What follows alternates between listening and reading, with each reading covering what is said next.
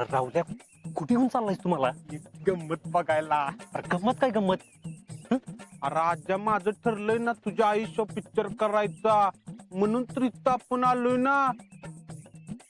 शूटिंगला इथं काय काय असतंय, कसं कसं असतंय ही बघायला आपण आलोय इथं. पुबला का तुला जरा तरी अकलीचा भाग आहे का? असं काही एडपटवणी करतेस रे? चल घरला चल. अरे थांब की लक्का, त्याला काय उत्तय? माझं ठरलंय ना तुझ्यावर पिक्चर फिक्स काढायचा.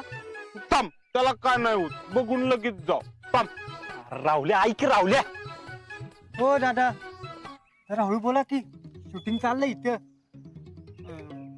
सॉरी सॉरी, ते जरा मी बरं काय काम काय तुमचं इथं? कोणाला भेटायला आले का? म्हणजे आम्ही पिक्चरचं शूटिंग कसं करतायत त्याचा अभ्यास करायला आलोय. अभ्यास शूटिंगचा का हो? आम्ही पिक्चर काढणार आहे ना मोठा. पिक्चर काढायचंय?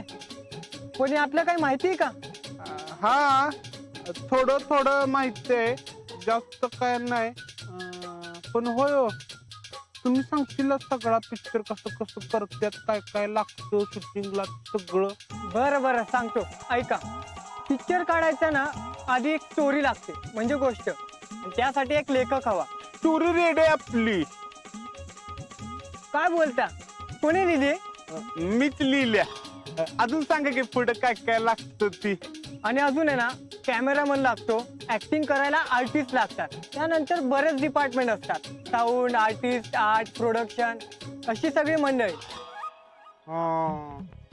होय, त्या तिथं खुर्चीत गॉगल घालून बसलेलं ते कोण आहे? ते वय तेच तर लय महत्वाचा माणूस आहे, डिरेक्टर साहेब आहेत ते. म्हणजे त्यांचं नेमकं काय काम असतं? अरे तेच ते सगळं ठरवतात, ऍक्शन कट सगळे तेच बोलतात. तू सगळ्यांचं सांगितलंस ते खरं आहे. तुझं काम काय आहे नेमकं? मी सागर, इथला स्पॉट बॉय. इथे आहे ना, माझ्याशिवाय एक पान पण नाही आलं. लय मेन माणूस आहे बघा. पण काय आहे ना, इथं नाव लागतं पिक्चरला ते फक्त खुर्चीत बसलेल्या माणसाचं. काय कळलं ना? हा, कळलं कळलं बावा. म्हणजे ते जसं सांगणार तसं बाकी सगळे काम करणार. हा, बेस्ट. पण तुम्ही कोण हो? हे अजिंक्य शिंदे आणि मी राहुल ताटे. माझं सलून आहे गावात. आणि हे फौजी आहेत आर्मी तिकडं जम्मू काश्मीरला. आत्ताच्या एका मोठ्या मिशन वरन आलाय त्यो. त्याच्यावर तर मी पिक्चर करणार आहे ना. हे बघितलं का, हाताला गोळी लागल्या एवढी मोठी. अरे राहुल्या गप की जरा. तुम्ही फौजी आहेत व्हय? अरे वा वा वा, एक नंबर. तुम्ही काढा पिक्चर, आणि काय पण मदत लागली ना तर मला बोलवा नक्की. सागर होय, जरा जवळ जाऊन बघायला मिळेल काय? त्यात काय एवढं, चला दाखवतो. अहो नाही राहुल्या, कळलं ना तुला आता सगळं, कशाला पाहिजे अजून? अरे घरी चल राहुल्या, शितली चिडली असेल, चल घरी. एकदा बघून मग जाऊ. आणि शीतलला मी सांगतो तुझ्याच फौजीवर पिक्चर करतोय म्हणून मी, मग काय नाही बोलत. चल सागर बाय, चल. चला जाऊयात.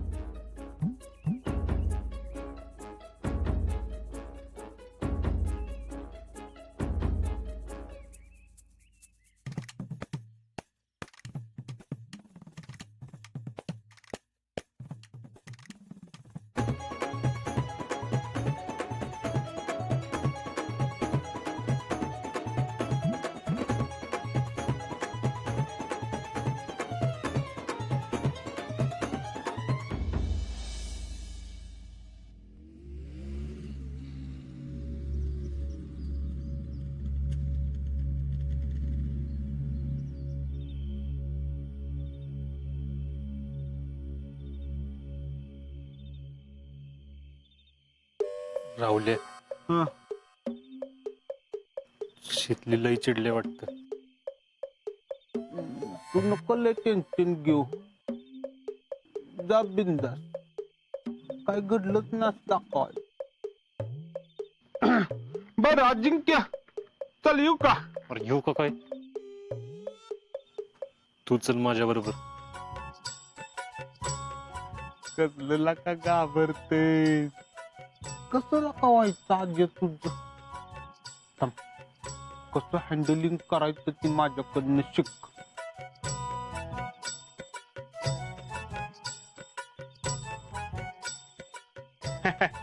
काय मग शीतल, निवांत थांबल्यास वाऱ्याला? अगं आज आम्ही असली गंमत केली ना, सांगतो तुला. काय द्या होय. वय हो. असं काय काय केलं तुम्ही? अगं निवांत आरामात सांगतो की तुला. उगाच तुमचा वेळ कशाला घेऊ दोघांचा, होय ना आज्या? अरे राहुल्या, सांग की. तसं बी मी आता निवांतच आहे बघ. हा, हम्म. कसं आहे, राहुल तर ते कसली बी सिच्युएशन हँडलिंग करू शकतो. काय राहुल्या, माकडा, मजा आली मला, मजा आली मला. काय लाजलं जा, हाय का नाही तुला?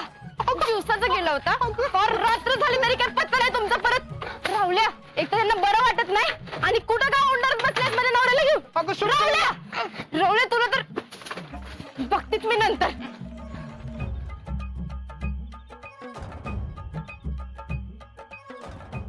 ओ, तुम्ही कुठं निघाला? सॉरी मिसेस फौजी. सॉरी म्हणे. आधी विचार करता येत नाही तुम्हाला? कशाला गेला त्याच्या बरोबर? तुम्ही काय लहान आहे व्हय आता? तर राहुल्याचा एक मेंदू त्याच्या गुडघ्यात आहे, पण तुम्हाला कळ ना व्हय? आणि किती वेळा फोन केला तरी बी लवकर येणं झालाय. अगं ऐकून घे की आधी. अजिबात काय ऐकून घ्यायचं नाही मला तुमचं. आणि कारण तर अजिबातच देऊ नका. हे बघा, तुम्हाला अजून बरं वाटत नाही हे विसरू नका तुम्ही. अजून तुम्ही पूर्णपणे बरे झाले नाही. अगं हो हो, ऐकून तरी घे की आधी. अगं आम्ही त्या शूटिंगच्या इथं होतो, तिथं फोन घेता येत नव्हता म्हणून उचलला नाही. आणि हाय मी एकदम व्यवस्थित, आणि औषधं घेतलेत मी वेळेवर. तू एवढी का फोन करत होतीस? काय होतं एवढं महत्वाचं? ते माझं एक काम होतं. कसलं काम? अगं सांग की. काय झालं शितले?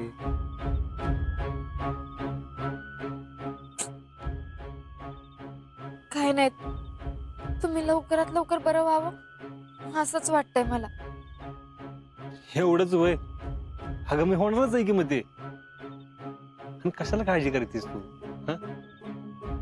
अहो नाही, तसं नाही. ते मला जरा, शितले स्पष्ट बोल, काय झाले? अहो घरात सगळ्यांना, म्हणजे मामा मामी जीजी सगळ्यांना असं वाटतंय की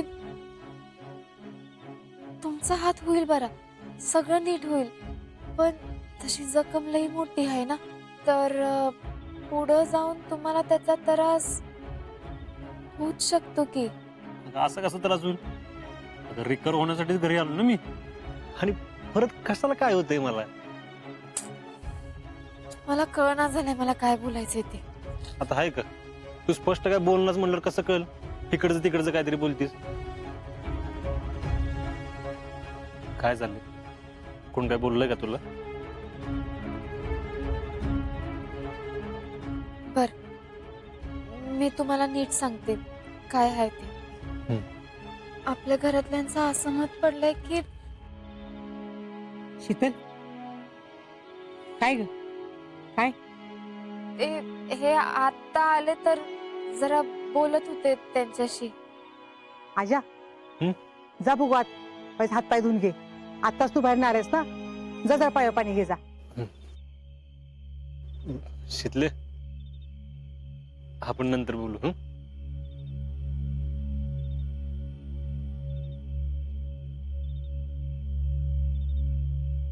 शीतले, काय ग? मला वाटत होतं की तू आगाऊपणा करणार नाहीस, पण कुठलं काय? हं? आता आजल तू असं सांगणार होतीस ना की आम्हालाच असं वाटतंय ते आर्मीत परत जाऊ नये म्हणून. अहो नाही जीजी, नाही. ते मी त्यांना आपलं सहजच गप आता उगाच खोटं बोलू नकोस. आता मी काय सांगते ते नीट ऐक. आता आजाला जितक्या लवकर सांगता येईल तितक्या लवकर आपण त्याला सांगितलं पाहिजे. आणि आम्हाला बी पटलंय. पण आता आजानं परत जायचं नाही हे तूच आजाला सांगायचंस. कारण आमच्या सगळ्यांचा जो निर्णय झालाय तोच तुझा निर्णय असणार आहे. तर आणि तरच आजा हे मान्य करत. त्याच्यामुळं तुलाच आता हे सांगायचंय. कळलं? शितली, मला तसा शब्द दे की तू आजाला असंच म्हणशील. हो जीजी, असं कसं? त्याला नाही आवडणार. त्याची आवड महत्वाची का त्याचा जीव महत्वाचा ग? बर जीजी, मी तुम्हाला शब्द देते. तुम्ही मला जसं बोलाय सांगाल तसंच मी बोलीन. असंच म्हणायचं. त्यानं परत आर्मीत जाऊ नये हा तुझा निर्णय आहे. कळलं?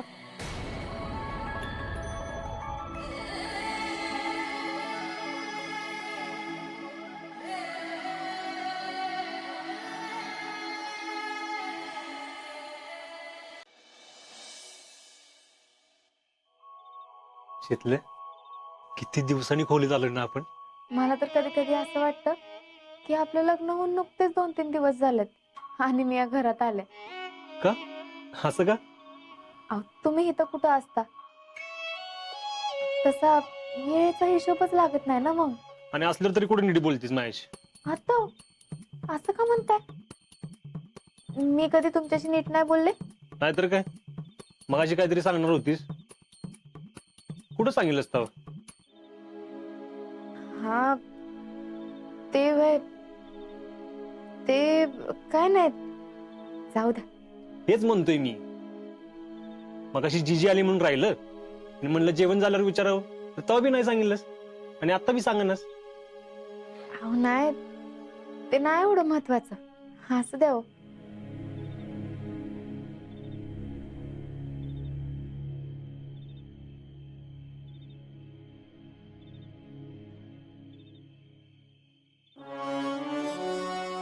तुमची वर्दी. असू दे, ठेव बाजूला, मी करीन नंतर इस्त्री. ऐका आता, हाताला एवढी जखम झाले तरी तुम्हाला तुमची वर्दी पुन्हा दुसऱ्या द्यायची नाही वे? अहो एरवी मी काय म्हणते का? पण आज तुम्ही बाजूला बसा, मी करते इस्त्री. तुम्ही सांगाल तशी करते. शितले, इकडे ती वर्दी घेऊन ये.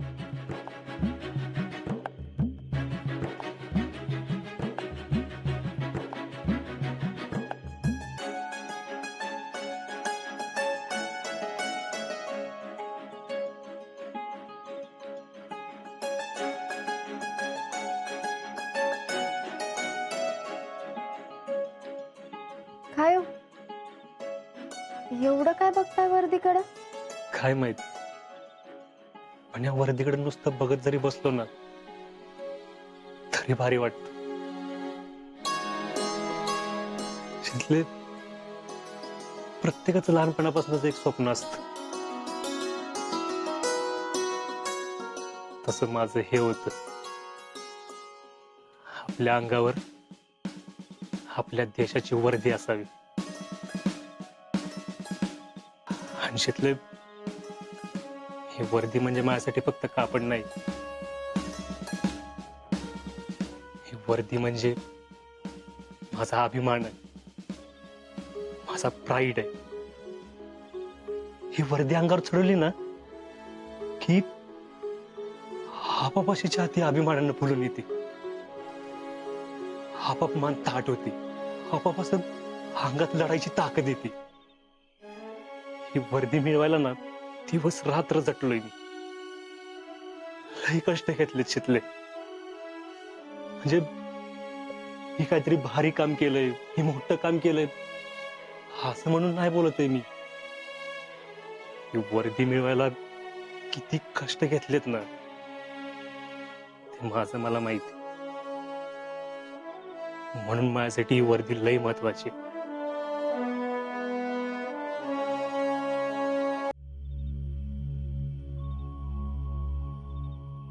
हे बघ शितले,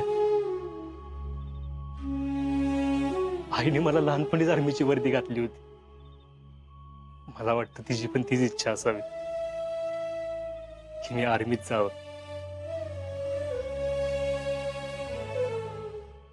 आणि आज जेव्हा ही आर्मीची वर्दी घालतो ना मी, तेव्हा त्यात आईच्या पदराची, तिच्या तिच्या मायेची ऊब जाणवते शितले.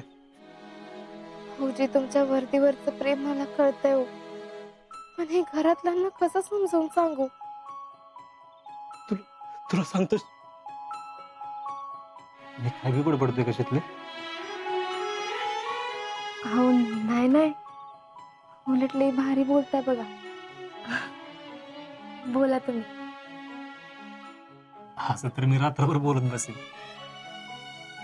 आणि मी ऐकत बसेन. बोला की. बघ, नंतर कंटाळशील तू. अहो नाही, तुमच्याशी बोलायचा, तुमचं बोलणं ऐकायचा कसला आलाय कटा. आणि तसं बी एवढं सगळ्या दिवसांचा कोटा भरायचा की मला.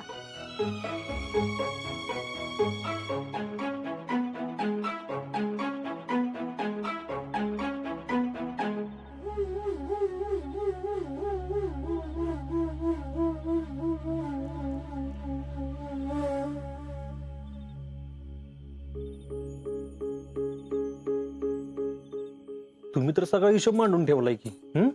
तुम्ही परत गेला की हे साठवलेलं बोलणं आठवूनच तर माझा दिवस सरतो.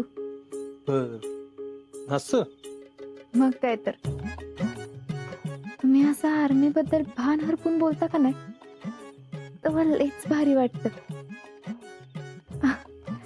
तुमच्या डोळ्यात का नाही एक वेगळीच चमक दिसते. खरंच का? ऐका आता, मी कशाला खोटं बोलते, खरंच की. बोला की तुम्ही, परत आपलं बोलणं अर्धवट राहील बघा. माझी जेव्हा कुपवाड्याला बदली झाली ना, आणि आम्ही जेव्हा तिथं गेलो ना, तेव्हा ही शपथ एवढं भारी वाटलं ना. असं वाटलं की आता आपण जेवढं कष्ट घेतलेलं ना, त्याचं चीज झालं. आणि आजवर आपण जे स्वप्न बघत होतो ना, ते आता सत्यात उतरलंय.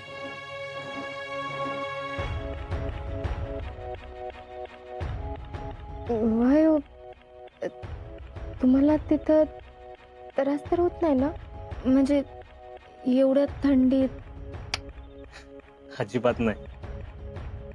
अगं, रोज सकाळी त्या दिमागात फडकणाऱ्या तिरंग्याकडे बघितलं का नाही, थंडी आपोआप पळून जाते.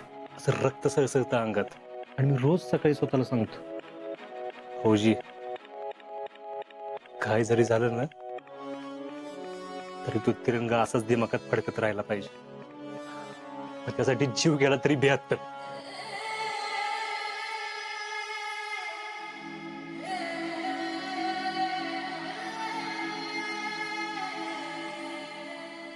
शिरले, देशासाठी लढताना येणाऱ्या वीर मरणापेक्षा भारी मरण नाही बघ.